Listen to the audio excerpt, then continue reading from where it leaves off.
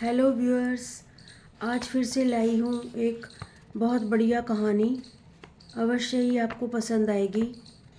मेरे चैनल को please subscribe करें, लाइक करें और कहानियों को शेयर करें। सुनिए कहानी, खुशियों के दीप जल उठे। आज गीतिका जी बहुत खुश थी। उनकी बहू मिताली ने मंदिर से आते ही खुशखबरी सुनाई कि मम्मी जी आप दादी बनने वाली हो। उनका नन्हा मुन्ना बेटा खुश आज इतना बड़ा हो गया है कि वह पापा बनने वाला है। कितने साल बीत गए।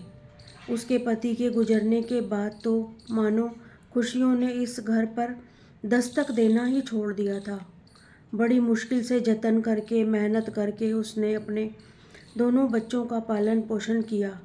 बिटिया नैना और बेटा खुश। दोनों बच्चे पढ़ लिख कर काबिल बन गए। गीतिका जी ने 5 वर्ष पहले एक अच्छा परिवार देखकर नैना का विवाह अतुल से करवाया। वैसे तो नैना ससुराल में बहुत सुखी है, लेकिन उसकी गोद अभी तक सूनी है। यह बात हमेशा गीतिका जी को दुख देती थी। वह खाली गोद का दर्द अच्छी तरह समझ सकती थी, क्योंकि उनको खुद भी विवाह के 7 वर्ष उपरांत औलाद का सुख मिला था। तब तक उनके पड़ोसियों और रिश्तेदारों ने सवाल पूछ पूछ कर उनका जीना हराम कर दिया था। और फिर संतान सुख प्राप्त हुआ। थोड़े समय बाद पति उसे अकेला छोड़कर चले गए। 2 बच्चों की जिम्मेदारी उठाना आसान नहीं था। नैना को वो जब भी देखती थी, उसकी आंखों में एक उदासी दिखाई देती थी। वैसे तो वह हमेशा हंसती रहती थी, लेकिन उसके मन के खालीपन को गीतिका जी अच्छी तरह समझ रही थी। जब उन्होंने खुश का विवाह करवाया तो नैना भी बहुत ज़्यादा खुश थी। मिताली एक बहुत ही सुलझे व्यवहार वाली लड़की थी। नैना और मिताली की बहुत अच्छी दोस्ती हो गई थी। गीतिका जी ननद भाभी में दोस्ती का रिश्ता देखकर खुश थीं। बहू के मुंह से खुशखबरी सुनकर वह तुरंत भगवान के आगे हाथ जोड़कर खड़ी हो गई और दीपक जलाकर प्रार्थना करने लगी कि हे ईश्वर, आपका बहुत बहुत धन्यवाद जो आपने हमारी झोली खुशियों से भर दी। अब आपसे यही प्रार्थना है कि आप मेरी बेटी नैना की झोली को भी खुशियों से भर दो, उसे भी एक संतान दे दो। तभी मिताली भी उनके पास आकर खड़ी हो गई और ईश्वर से प्रार्थना करने लगी। तब गीतिका जी ने मिताली से कहा, अगले हफ्ते नैना कुछ दिन रहने के लिए आ रही है।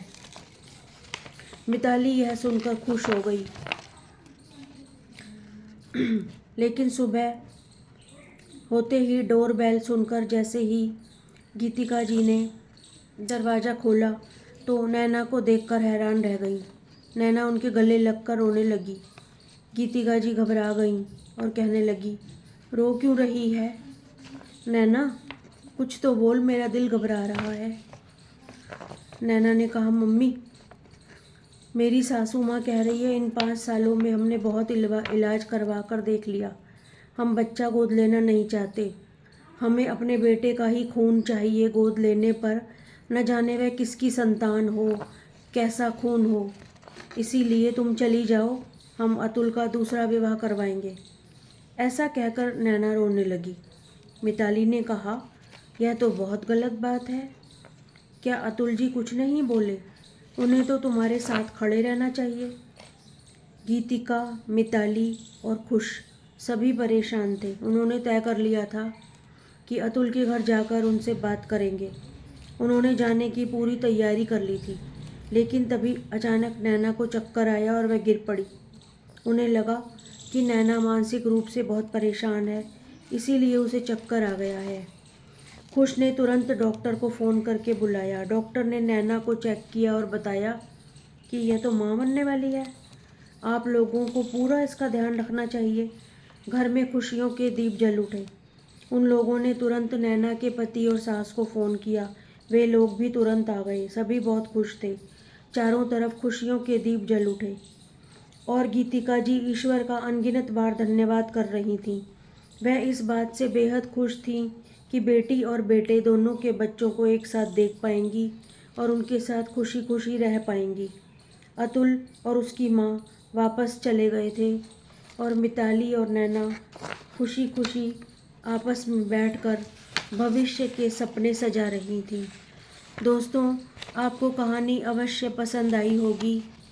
अंत तक कहानी के अंत तक बने रहने के लिए शुक्रिया।